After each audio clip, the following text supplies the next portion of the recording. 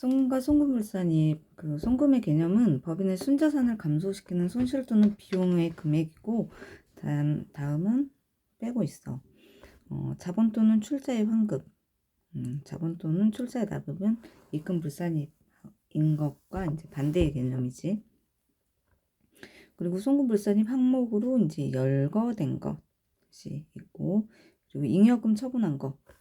잉여금 처분한 거는 송금으로 인정하지 않는 이유가 입금해서 송금을 차감하면 이제 소득이 되는데 이 소득은 잉여금을 구성하고 있고 이러한 잉여금 처분에 의한 상여, 배당, 법인세는 법인세는 이제 국가에 대한 배당이니까 송금이 될 수 없어. 그 비용 배분의 원칙인데 비용 지출은 판매비와 관리비 등 단기에 확정되는 비용 성격은 단기 송금으로 배분을 하게 되고 이제 제조원가 성격은 제품 원가로 구성을 하게 돼. 그래서 판매분과 미판매분이 있는데 판매분은 단기 송금으로 매출 원가로 구성하고 미판매분은 재고가 되는데 이것은 차기 이후에 송금이 되는 거지. 팔렸을 때. 그리고 자산원가 성격인데 자산원가 구성은 차기 이후 감가상각 처분 시 이제 송금으로 하겠다. 예를 들어서 건물을 구입을 했어. 또는 차량 운반국을 구입을 했는데 어쨌든 회사 입장에서는 돈이 나간 거기 때문에 비용 지출에 해당하지만 우리 회계 처리는 자산으로 하고 있거든. 그래서 자산으로 해놨다가 내용 연수에 따라서 이제 감가상각을 하게 되고 있고 그렇게 이제 감가상각비로 비용이 들어가고 이제 처분할 때 모두 이제 송금이 되는 거지.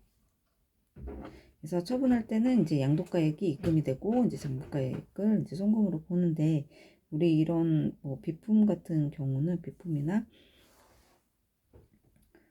건물 이런 그 유형자산의 경우에는 양도를 할 때 양도 금액을 모두 입금으로 하고 또는 장부가액을 송금으로 세무조정을 하지 않고 이 두 가지를 이렇게 뭐라고 해야 될까 모두 상계시킨 다음에 그때 그 나머지 금액을 반영을 해주고 있어.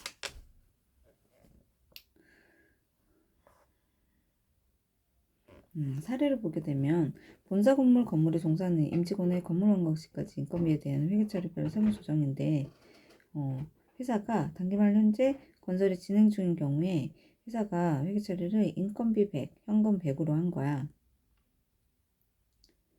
그런데 세법에서는 이 인건비가 이제 건설 중 자산으로 봐서 자산으로 넣어야 된다라는 거지. 그래서 이 인건비는 비용이 아니라 자산이다. 그래서 자산의 항목이 늘어나야 되는 거다. 해서 이제 송금불산입에서 이제 100을 유보로 해놓고 있고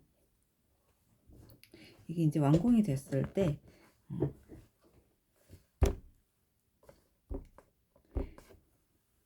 인건비 100을 회사가 이제 인건비로 넣었다 그러면 세법에서는 이 인건비 100이 이제 건물이 되는 거지. 건물. 그래서 건물 100, 현금 100으로 봐야 되는데 인건비로 넣기 때문에 이거를 이제 감가상각을 또 해야 되는 거지. 그래서 인건비 100을 즉시상각의제로 봐서 감가상각비로 봐서 감가상각 시부인 계산을 또 별도로 해야 돼. 그래서 송금불산입 항목을 자산으로 계산한 경우에 이제 세무조정이 있는데 송금으로 인정되지 않는 금액은 이제 세법상 자산원가를 구성하지 못해. 그래서 회사가 이를 자산으로 이제 계산을 했을 때는 세무조정을 해야 되는데 자산 감액 조정과 이제 감액 조정을 하게 되는데 송금으로 산입을 해주고 마이너스 유보 처리를 해줘. 감가상각 과정은 단기 이후에 이제 유보 추인을 하게 되면 감액분 상각비를 직부인해서 송금불산입 유보를 해.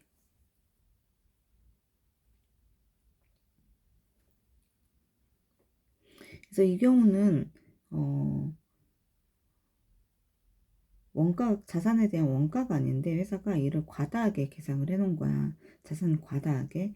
그래서 이 금액은 이제 송금 산입을 하는 거지. 그리고 마이너스 유보 자산을 감소시켜야 되니까 마이너스 유보를 하고 있고 이랬다가 이제 감가상각을 하게 되면 이제 감가상각 할 때마다 이 자산이 너무 많이 회계에 이제 재무상태표에 계산이 되어 있어서 그 금액만큼 또 감가상각비도 많이 계산이 될 거야. 그래서 그 금액만큼 송금불산입을 해주는 거지. 근데 이거는 이전에 송금산입으로 마이너스 유보를 해놓은 게 있어서 그거를 그 기수마다 맞춰가는 작업이라고 하는 거고, 이제 어느 순간 됐을 때는 전체적으로 보게 되면 똑같은 금액이야. 다만 이제 회계연도, 사업연도마다 이제 쪼개서 이제 반영을 해주는 거고.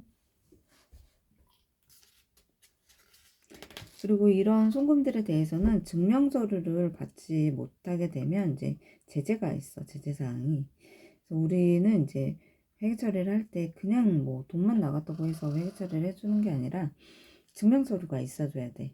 그래서 이 증명서류는 나중에 법인세 신고할 때 모든 비용에 대한 증빙이 있어줘야 되는데, 이런 증빙들은 5년간 보관을 해줘야 돼. 그래서 이런 증명서류를 수령하지 못한 경우에 이제 가공 경비로 보기 때문에 송금불산입 하는데, 이때는 상여나 배당, 상여는 이제 뭐 근로자 등이 되겠지. 그리고 배당은 주주가 했으면 이제 배당으로 처분을 받을 거고. 그래서 이런 적격증명서류 외에 이제 증명서류를 받았다 그러면 또 송금이 되는 게 있고 송금불산입 되는 게 있어. 예를 들어서 접대비는 건당 3만원이 넘어가면, 3만원 이상이 되면, 3만원 초과가 되면, 또는 경조금이 20만원 초과가 되면 적격증빙이 있어줘야 돼. 세금계산서나 신용카드를 썼다던가. 그런데 이거를 하지 않고, 예를 들어서 경조금 같은 경우 30만원을 썼는데 경조금이니까 적격 증명서류로 할 수 있는 게 그 청첩장, 뭐 부의하는 그런 것들이거든. 근데 청첩장은 뭐 증빙으로 쓸 수는 있어. 그런데 한도가 20만원까지 인 거지. 그래서 30만원을 했다 그러면 전액 이제 송금 불산입이 되는 거고, 기타 사유지종을 처분을 하게 돼. 대신 이 적격증빙을 받지 않았을 때 증명서류 수치 불성실 가산세가 있는데, 요거는 계산을 하지 않아. 2%거든. 그래서 뭐 접대비로 내가 10만원을 썼는데 10만원을 썼어. 그러면 2,000원? 2,000원에 대한 가산세가 있는데, 이 경우는 전액 송금불산이 됐기 때문에 이 가산세 2%는 없는 거야. 그리고 사업자로부터 공급받은 재화용의 건당 거래 금액이 3만원 초과했을 때 영수증을 받았어. 우리 신용카드를 써야 되는데 영수증을 받았어. 또는 세금계산서 받아야 돼. 근데 이거는 송금 인정은 돼. 비용으로 인정은 해주지만, 그런데 가산세가 있어. 2%.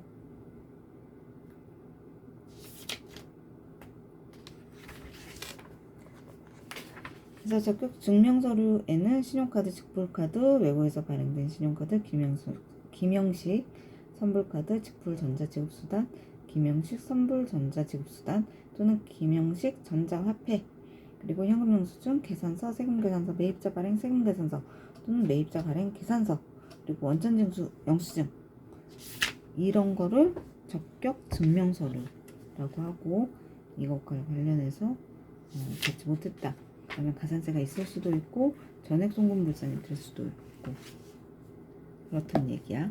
그래서 접대비냐 접대비가 아니냐에 따라서 이제 전액 송금불산이 되냐, 송금은 되지만 적격 증명서류 미수치에 대한 가산세를 부담하느냐, 이거는 이제 법인세로 납부하게 돼. 이 가산세는.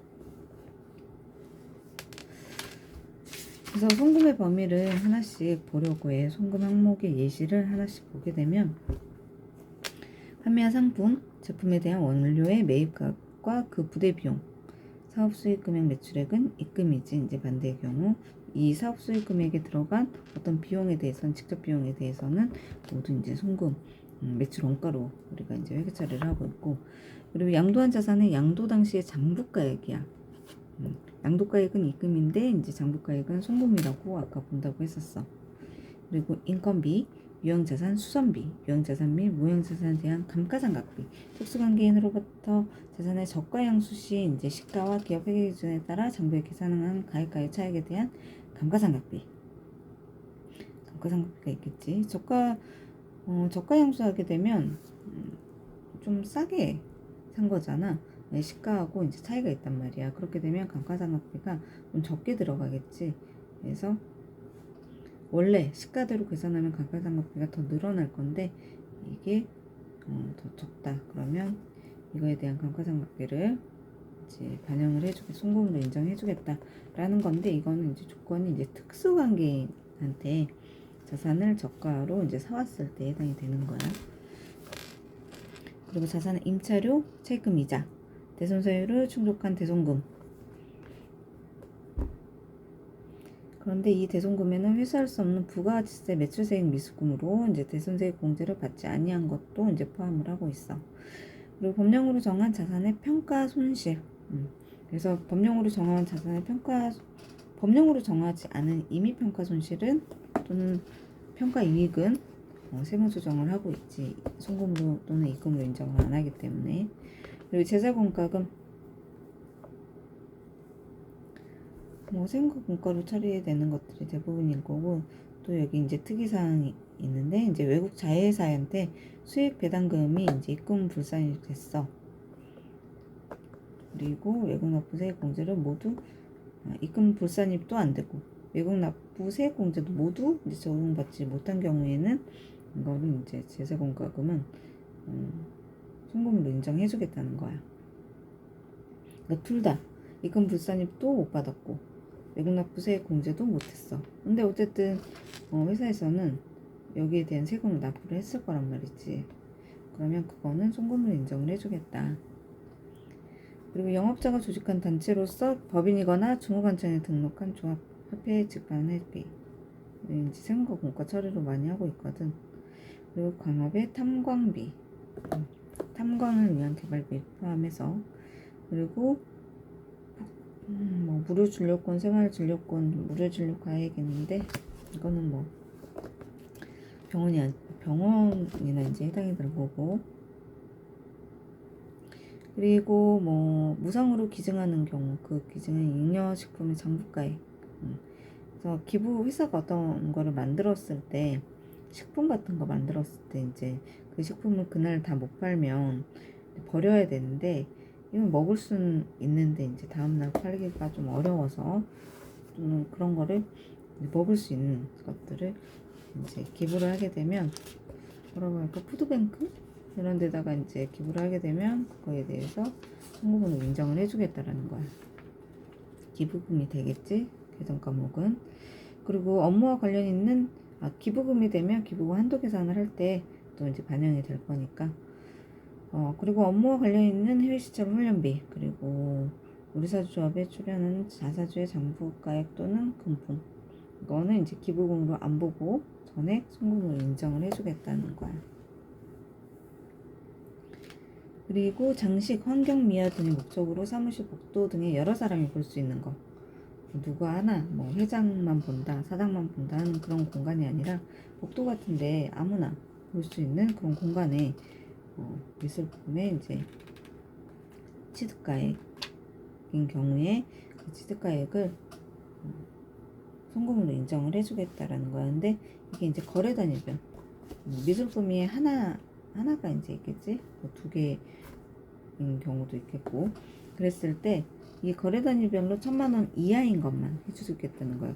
너무 초고가인 거는 송금으로 인정해주지 않겠다라는 거.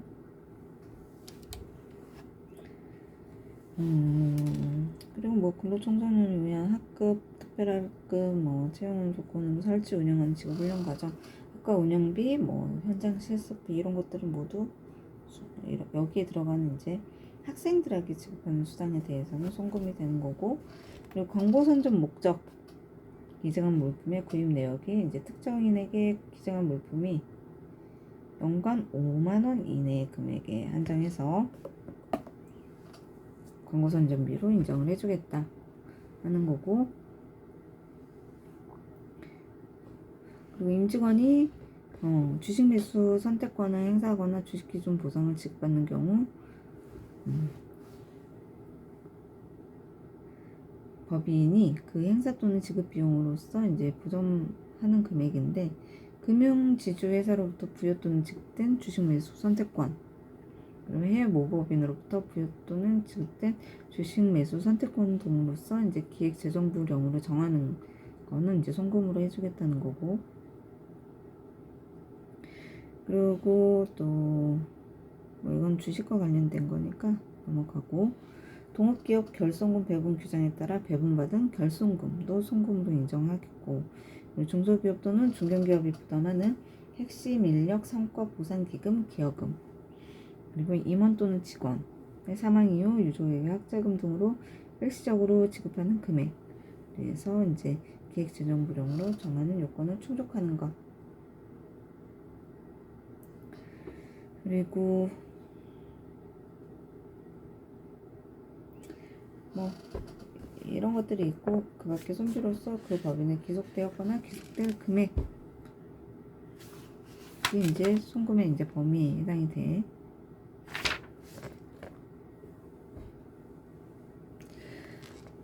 주요 송금 항목에 이제 판매한 상품 제품에 대한 원료의 매입가가 그 부대 비용이 있는데, 판매 장려금이라는 게 있어. 판매 부대 비용을 보게 되면, 그래서 이 판매를 위해서는 상품 제품을 이제 보관해야 되는데 보관료 발생하겠고, 포장도 해야 되겠지, 운반도 해야 돼. 그런데 여기 이제 판매 장려금 및 판매 수당이 있어. 그래서 이 판매 장려금하고 이제 판매 수당은 판매를 촉진해야, 판매를 촉진 목적이 있겠지. 이걸 잘 팔아야지 회사에 돈이 들어오는 거니까. 그래서 판매 장려금, 판매 수당의 경우에는 사전 약정 없이 지급하는 경우에도 접대비로 보지 않는다. 매출 할인하고는 약간 달라. 매출 할인이나 매입 할인은 일정 기간 이내에 미리 약정이 돼 있어. 일정 기간 이내에 대금을 완납을 하게 되면 뭐 2%, 3%를 이제 할인해 주겠다 하는 것들이 있는데, 그런 것들은 이제 기존에 이제 약정이 되어 있는 거지. 그런데 판매 장려금은 약정이 되어 있지 않아도 이제 송금으로 인정을 해주겠다라는 거야. 근데 이제 이게 지급한 판매 장려금에 대해서 부가지세법과 소득세 법인세법이 좀 달라. 부가지세법은 지급을 했다라는 거는 이 회사가 매출이 일어났으면서 이제 매출 할인이 발생을 하는 거거든. 매출 할인과 같은 게 발생이 되는 건데, 이거는 이제 과세 표준에서 공제를 하지 않아. 그래서 판매비 성격으로 해서 판관비로 처리를 하는 거고, 부가지세법, 소득세법에서는 매출을 계산할 때 공제하지 않고 전에 송금으로 인정을 하고 있어. 근데 이제 주는 것도 있겠지만 받는 것도 있겠지. 지급받은 판매 장려금은 어떤 회사로부터 물건을 매입을 하면서 이제 많이 매입을 했기 때문에 이제 뭐 판매 장려금이 이제 발생한 경우인데, 이거 역시 이제 부가지세법에서는 과세 표준에 포함하지 않아. 이건 이제 세금계산서 발행도 하지 않거든. 매출 할인이나 매입 할인, 뭐 매입 환축 이런 것들은 다 세금계산서가 마이너스로 발행이 되고 있는데, 판매 장려금에 대해서는 세금계산서 발행하지 않고 있어. 그래서 법인세법에서는 입금, 뭐 송금에 해당이 되니까 이제 받았으면 이제 입금이 되겠지. 주는 거는 송금, 받은 거는 입금. 그리고 소득세법에서는 총수익 금액에 산입한다. 총수익 금액으로 이제 본다라는 규정이 별도로 있는 거고,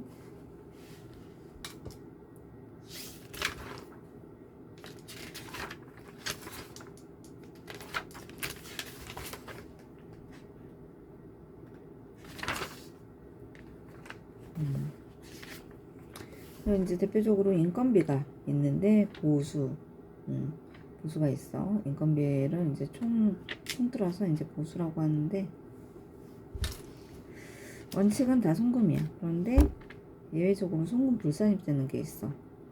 3명에서 합쳐회사의 노무출자 사원에게 지급하는 이제 보수가 있는데, 이거는 이제 출자의 대가로 봐서 송금 불산입으로 하는 거고, 지배주주 또는 그와 특수관계에 있는 임원, 직원 이런 사람들한테 정당한 사유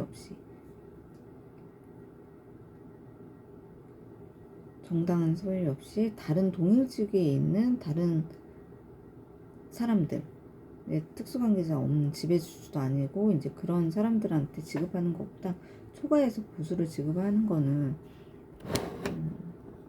송금으로 인정해주지 않겠다라는 거야. 이걸 다 송금으로 인정을 해주게 되면 막 활용을 하겠지. 그리고 비상근 임원에게 지급하는 보수 중에 부당행위 계산 부인 해당하게 되면 그 금액은 해주지 않는데, 이 부당행위 계산 부인 해당액은 특수관계인이어야 되고 법인의 조세 부담을 부당하게 감소시켰을 때 이거는 송금불산이 되는 거야. 그래서 이런 것들은 미리 회사에서 알 수도 있고, 또는 세무대리인이 보통 세무조정을 하게 되는데 이런 내용을 회사에서 알려주지 않았으면 뭐 세무대리인은 알 수 있는 방법은 없겠지. 그런데 이게 이제 나중에 세무조사를 통해서 이런 경우들이 딱 나왔어. 세무조사 할 때는 인건비 내역도 다 보거든. 그리고 그 인건비의 특수관계자가 누구인지, 또 다른 임원들하고 이제 비교해서 과다하게 뭐 지급한 건 없는지 이런 것들을 다 본단 말이야.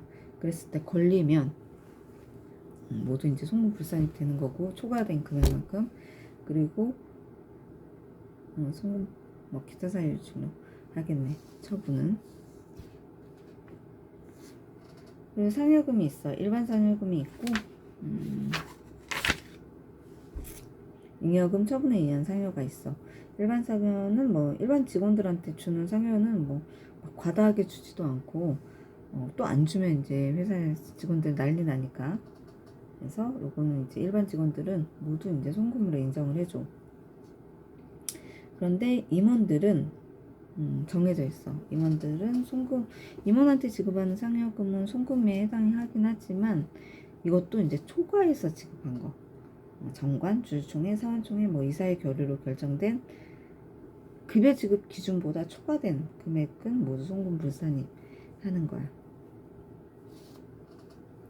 그런데 이런 지급 기준이 없는 경우에 임원 상여금은 전액 송금불산입을 하고 있어. 임원들은 의사결정을 할 수 있는 사람들이지, 이런 사람들한테 이제 지급하는 것들은 송금으로 인정하지 않겠다라는 거고.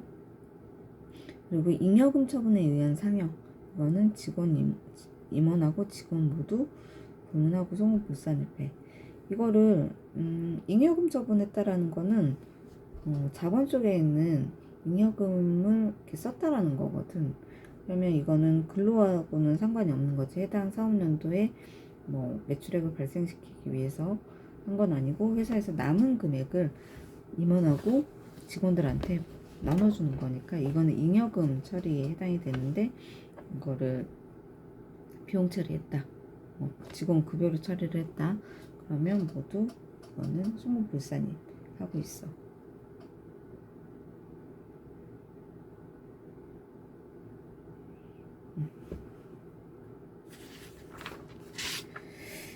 그런데 처분을 뭘로 할지 이미 상여로 잉여금 처분을 상여로 했는데, 이 상여를 근로소득으로 신고를 안 했으면 상여처분으로 처분을 할 것이고, 근로소득으로 이제 합산했으면 기타로 해야 되지. 근데 기타가 맞을 것 같아. 상여로 했으면 회사에서 근로소득을 합산을 했을 거야.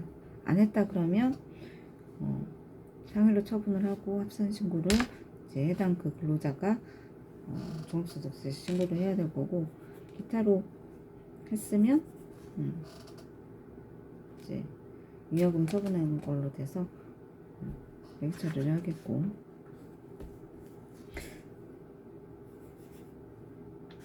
상여 처분을 할 것 같다.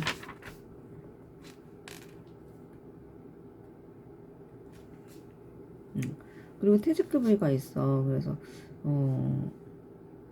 현실적으로 퇴직으로 지급한 경우에 세법상 처리가, 이것도 직원하고 모든 직원하고 임원에 대해서 좀 달라. 직원은 퇴직금 지급했으면 모두 송금인데 임원 같은 경우는 한도액이 있어.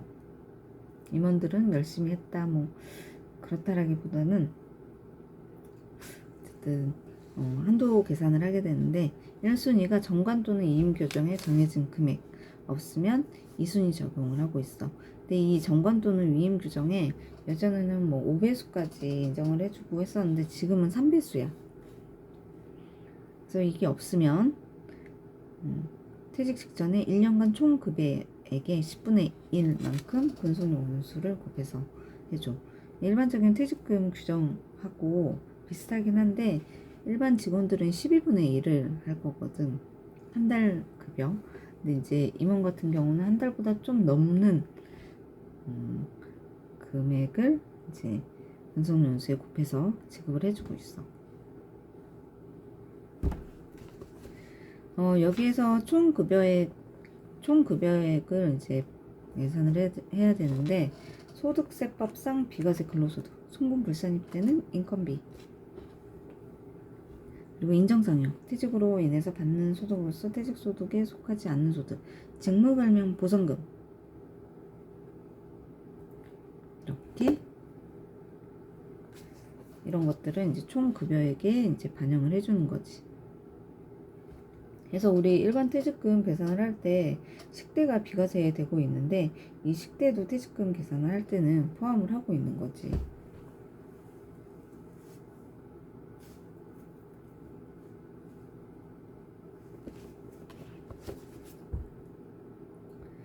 그리고 근속연수 같은 경우는 1개월 미만은 절사해, 없애버려. 예를 들어서 4년 6개월 25일 근무를 했으면 그냥 4년 6개월로만 계산을 해. 그래서 5일 더 근무를 하는 게 더 좋겠지. 그러면 4년 7개월 되니까.